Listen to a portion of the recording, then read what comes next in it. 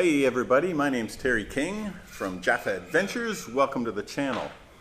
We've just come back from a big trip across the desert. So what I thought I would do was share what I carry in my spares box. And hopefully it provides you a couple of ideas of what you might want to carry in yours. But before we open up the box and have a look-see, and you're thinking or reflecting on what you should carry in your box, you really need to answer, I guess, 4 questions, or what you carry is predicated on 4 questions, as I can see it anyway. And of course, this is all my opinion. So I guess the first question you've got to ask yourself is, what type of traveling do I do? Do you do very, very remote traveling, i.e. through deserts or off-track traveling, and quite rugged and extreme traveling? Or are you more of an urban traveler, going to caravan parks along the coast, for example? So whether you're one or the other will have a large influence of what you carry in your spares box, or if you even carry a spares box at all. The second question relates to your mechanical aptitude. So do you know how to fix shit, or are you a mechanical numpty? That's a big one as well. There's no use carrying, for example, a CV joint in your spares kit if you don't know how to change it. Unless, and we'll come to this question a little bit later, but unless your vehicle is has a known issue with CV joints, if we use that as an example, and you want to carry that spare because you might end up in a remote area or a remote community where there is somebody that can help you, and you do have that spare to hand.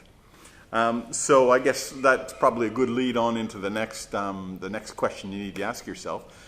Is there any vehicle-specific issues that you've got? So, for example, the early Land Rovers, the Series 1, Series 2s, had a propensity for breaking axles.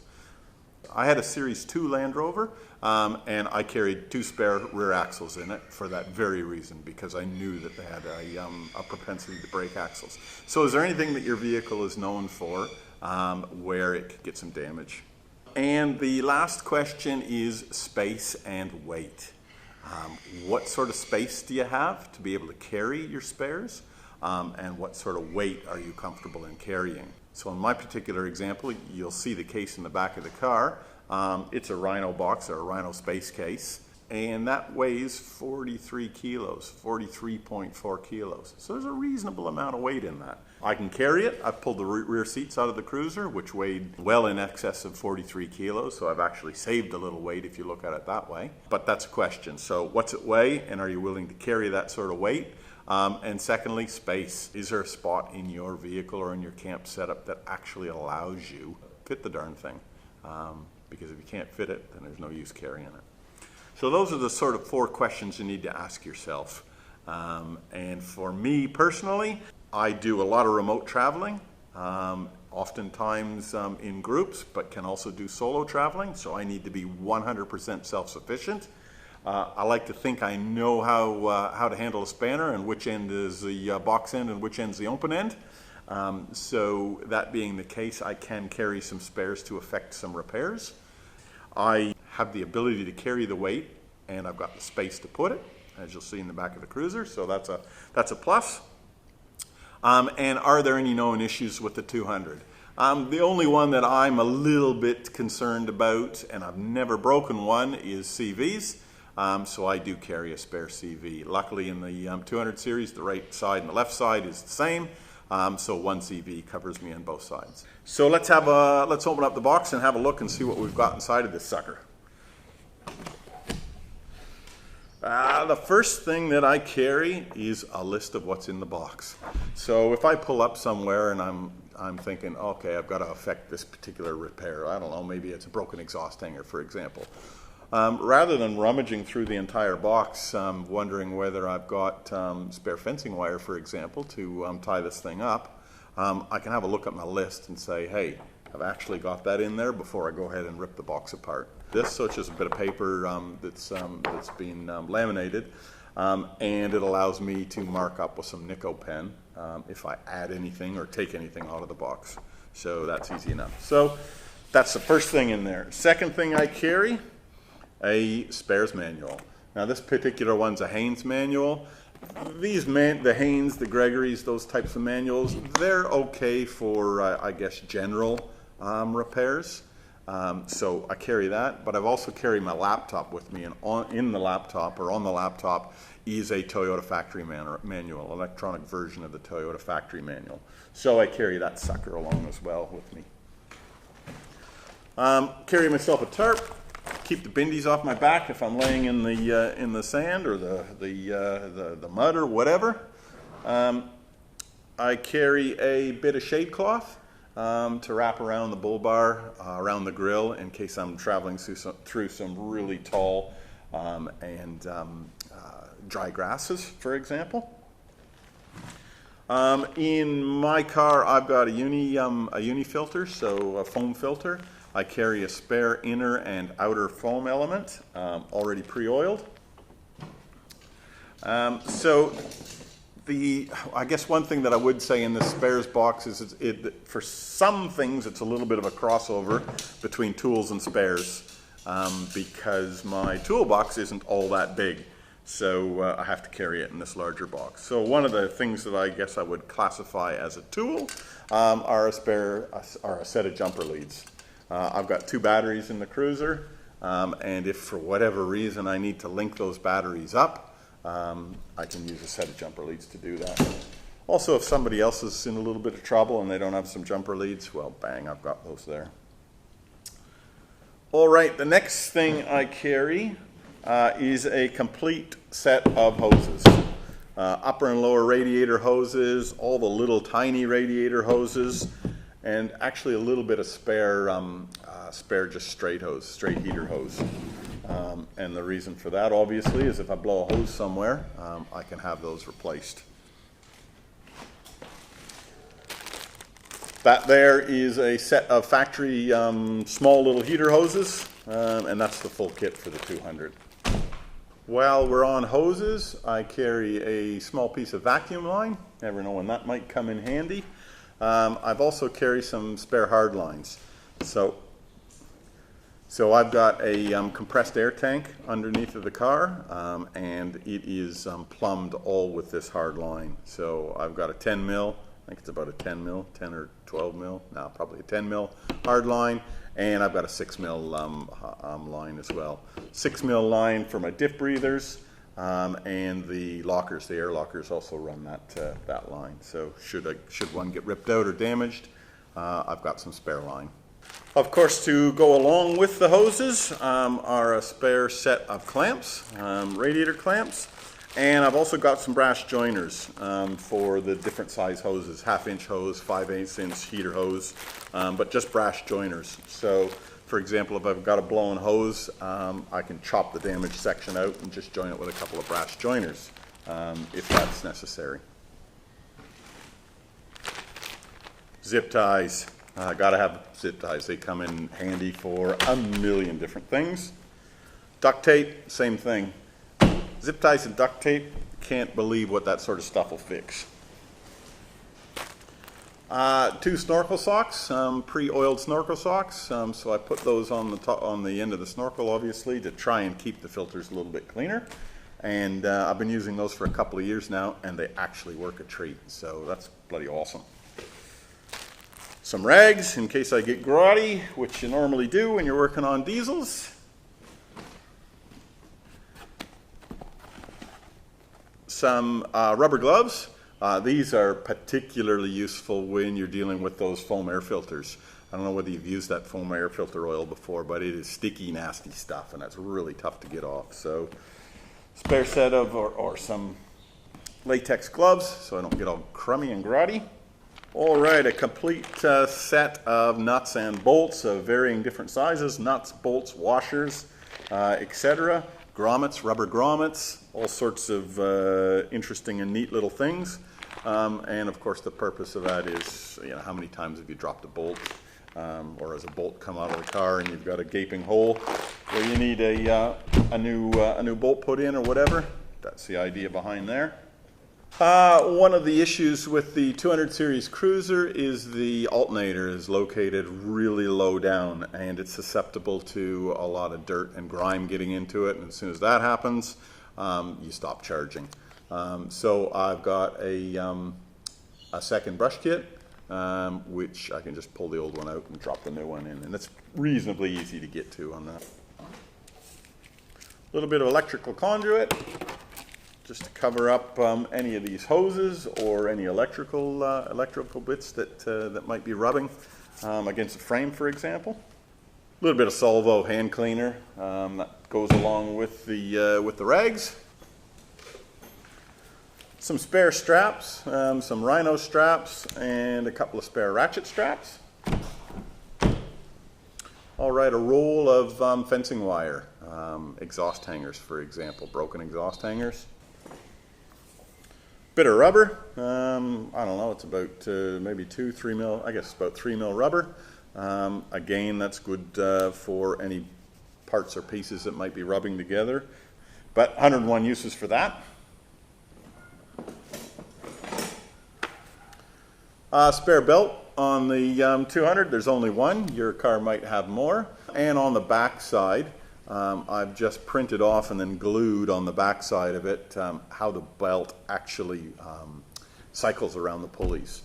Because if you break the belt, if you're pulling it off and replacing it, you can normally take a photo before you swap it over. But if that belt breaks and you don't know how to route that sucker, it's a big pain in the backside. So that's what that's for.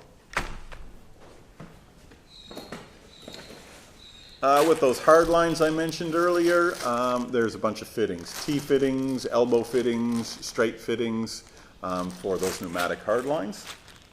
Small bit of rope, never know when that'll come in handy. I don't know why I threw these in, maybe because they don't take up very much room, but number plate clips. I've got these Altrex Perspex number plate covers, and I'm forever breaking these clips off, bashing through tall grasses and stuff, so I just threw a pack of them in. Bit of Velcro. This is the double-sided stuff, so one side's the male side, one side's the female, or one side's the hook, one side's the loop, so it sticks to itself. 2 spare fuel filters for the 200. I don't have a pre-filter on it, so I'm changing those on a reasonably regular basis. On regular servicing, every 5,000 kilometers. When I'm out in the bush, I'll do it every week or two. It's amazing the amount of crap that picks up too. A little bit of gasket maker, pretty self-explanatory what that's for. Some metal epoxy, again, pretty self-explanatory what that's for. A radiator repair kit, again in the 200s instance, it is a plastic radiator, so you know this metal stuff that I have used on brass radiators and aluminium radiators for that matter. I've used that in the past, works great. Doesn't work on plastic though. So a plastic radiator kit. SOS tape. This stuff works a bloody treat. I've had blow-in radiator hoses before when I haven't had a spare radiator hose, and that stuff's got me out of trouble, so I rate it. Complete set of O-rings, different sized O-rings. Again, you never know when you need an O-ring, so they're easy and light to carry. Some CV grease and some wheel bearing grease. I do carry a spare CV. It's not in this box because it doesn't fit, but it is in the back of the car. As I said, I have heard that the 200 series can have weak CVs, especially if you're really flogging them. High torque vehicle, so carry that just in case. And I do know how to change it. Foam oil filter. So as I said, I replace those foam oil filters regularly, but if I clean them out in the bush, then I can re-oil them. Spare oil filter, just in case I need to replace an oil filter out there. I have done that in the bush before. If I've done over, I do a 5,000K service, so if I've done over 5,000K and I start sweating it that I'm over my service interval, I'll do a oil change. Bit of thread tape, handy stuff for obviously any plumbing situations. Engine pulleys, those are pretty important spares to carry. I had a 80 series in the past, and the engine pulley seized up on me. And when that happens, you got belt carnage. So carry a couple of spare engine pulleys. Normally you can hear them going before they let go. They start to squeal and they get a little bit noisy on you. Wheel nuts and wheel studs.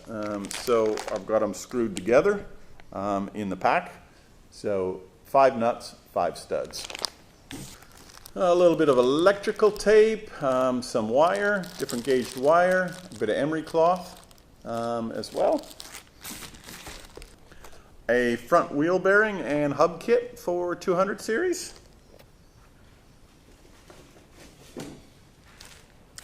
Some welding rods and welding glass. And of course the jumper leads that I showed you a little bit earlier can be used as the welding rod holder. And I have done that in the bush before.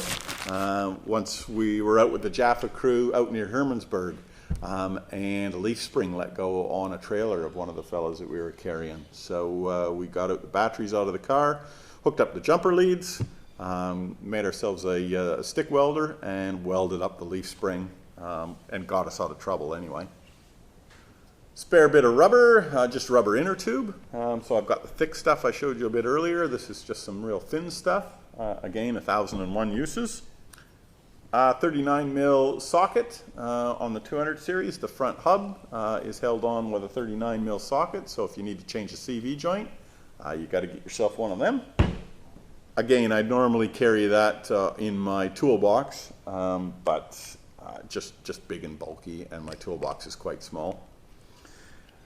A couple of hose fittings and joiners. I've got a water pump on board, and we have regular showers every night after a dusty camp, and if one of those water lines ever lets go, I've got the spare joiners to effect repairs. All right, in terms of fluids, this stuff is all pretty self-explanatory, but we got some brake fluid. In a bush emergency situation, for example, you might have hold a sump. So you repair the sump, you need to fill some oil back in it. So I've got at least 5 liters, which will get you out of trouble. Good old Start Ya Bastard contact cleaner, 200 series, and I think the Hiluxes in the Toyota camp anyway are known for dusting motors. The airbox seal is shocking. So they recommend cleaning the MAF sensor reasonably regularly. So that's an example of where you might use contact cleaner. Brake rotors as well, for example. 1 liter container of gear oil, ADW90. Same thing, it wouldn't fill up your diff completely, but if you're in an emergency situation, you need to top it up, you've got it. And 2 liters of automatic transmission fluid. Good old WD-40, 1,000,001 uses for that stuff. A little butane gas refill, so I've got a butane soldering iron, and that's just used to refill that soldering iron. Again, these puppies won't fit in my spares or in my tool kit, so it goes in my spares box, but a set of tire levers. In the tire lever kit, they normally give you 1 pry bar as well as the levers themselves. I've actually got 2 pry bars in there, because if you've ever pulled a tire off and tried to do that with 1 pry bar, it is a bitch. So do yourself a favor and grab 2 tire levers. A breaker bar, again, that won't fit in my toolbox, but I've got in the toolbox a 1/2-inch drive socket set, and if I need to get a little bit more leverage, got myself a breaker bar. Some gasket material if I need to make a gasket. Now these are things that are very specific to me. I've got a Bungecheck rooftop tent, and there are straps that hold the side of the tent rigid, and I have broke those in the past, so I made a couple of spares up, and I carry those in my spares box. And the last but not least, again, this would normally sit in your toolkit, but I carry it in my spares box because it won't fit my toolkit, and that is a multimeter. So very, very handy to have. Test light multimeter, get you out of a lot of trouble and a lot of guesswork on the electrical side of things. So there you have it. That's the spares that I carry in my car. Whether or not you need to carry or should be carrying that stuff is entirely up to you. This is my opinion. I'll put up a video at a later date with the tools that I actually carry in the car with me. But it's pretty standard stuff. There isn't anything too fancy or shocking in there. So that's it. Drop a comment if you think that I've left anything out, and happy motoring. See you, everybody.